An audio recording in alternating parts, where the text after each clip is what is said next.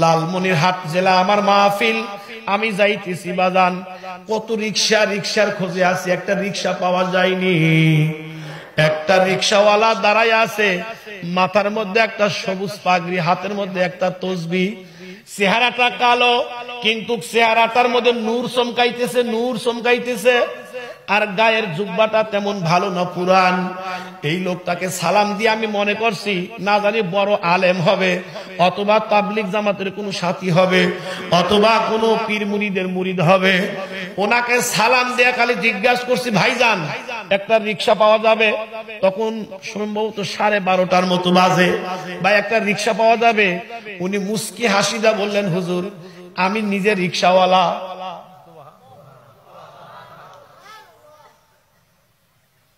আশ্চর্য, কয় কি রিক্সাওয়ালা এত সুন্দর হইতে পারে? যাব আদিত মারিতে মেশিন মোড় থেকে, আমি ভাড়া মিটাইলাম, এই রিক্সাওয়ালা রিক্সা চালাইতেছে। আল্লাহর কি কাম, কিছু দূরে গিয়া জোহরের আজান।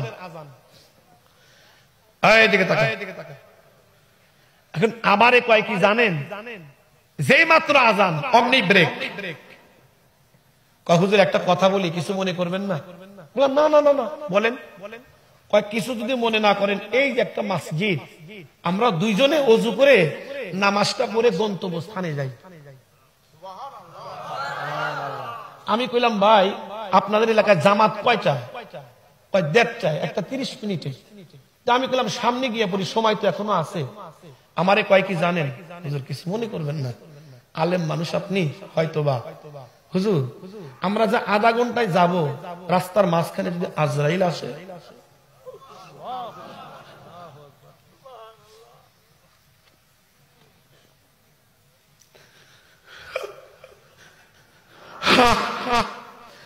তখন আমার নিজেকে এত লজ্জা মনে হইল, আমি নিজেকে ধিক্কার দিলাম। ও মাওলানা সাইফি, কিসের আলেম তুই?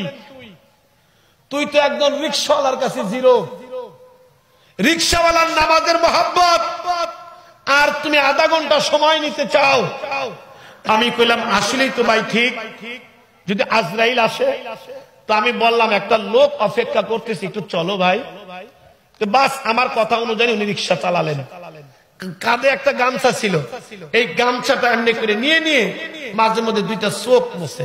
আমি বুঝি না, ঘামলে তো পুরাটা মুখটাই মুছার কথা, উনি দুইটা চোখ মুছে। আমি একটু উকি দিয়ে দেখি, কানতে দুইটা চোখ লাল বানাইছে। বললাম দাঁড়াও ভাই, কাঁদো কেন?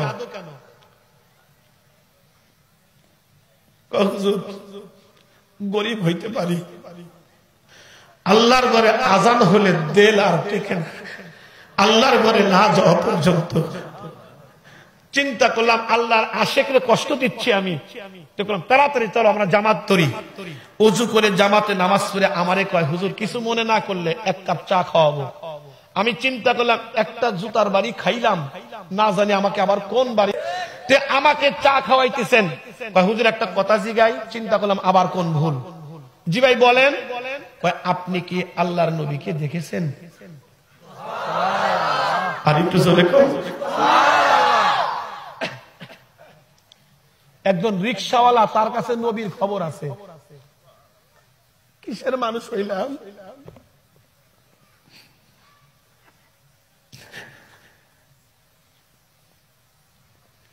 একজন রিক্সাওয়ালার কাছে নবীর খবর। আপনি কি নবী দেখছেন? আমি কইলাম যে না, আমি তো বাস্তবে দেখি নাই। হুজুর কেমন দেখা যায়? কেতাবে পড়েন নাই? হ্যাঁ, শামাইলে তিরমিজিতে পড়েছি। হুজুর বলেন তো। আমি একটা অঙ্গের কথা বলতেছিলাম, উনি একটা চিৎকার দিয়ে পড়ে গেলেন। হুজুর বলবেন না, যেভাবে বলছেন হয়তো আল্লাহ আমাকে এইভাবেই দেখাইছে। আরো জোরে। জুতাটা খুলে গেল দূরে, আমি ওনার জুতাটা সংগ্রহ করে নিজের রুমাল দিয়ে ওনার জুতা পরিষ্কার করতেছি। কয় আপনি কি করেন আলেম মানুষ? আমি কইলাম না, তুমি রিক্সাওয়ালা না, তুমি রিক্সাওয়ালা না, তুমি রিক্সাওয়ালা না, তুমি আল্লাহর বন্ধু, নবীর বন্ধু। যে রিক্সাওয়ালা নবীকে দেখে সে সাধারণ মানুষ হইতে পারে না। আমাকে যখন নামিয়ে দিলেন, আমি ভাড়াটা বের করলাম তাকে দেওয়ার জন্য। উনি কয়, হুজুর আমি চিনতে পারছি, বুঝতে পারছি, হুজুর বলেন আপনি কি আমাদের এই মাহফিলের চরমনাই হযরতে 3 দিনের সম্মেলন হয়, আপনি কি মাহফিলের মেহমান? বললাম হ্যাঁ। আমারে কয়, হুজুর আল্লাহর ওয়াস্তে মাপ চাই, টাকাটা আমি আপনার কাছ থেকে নিতে পারবো না, আমি নেব না।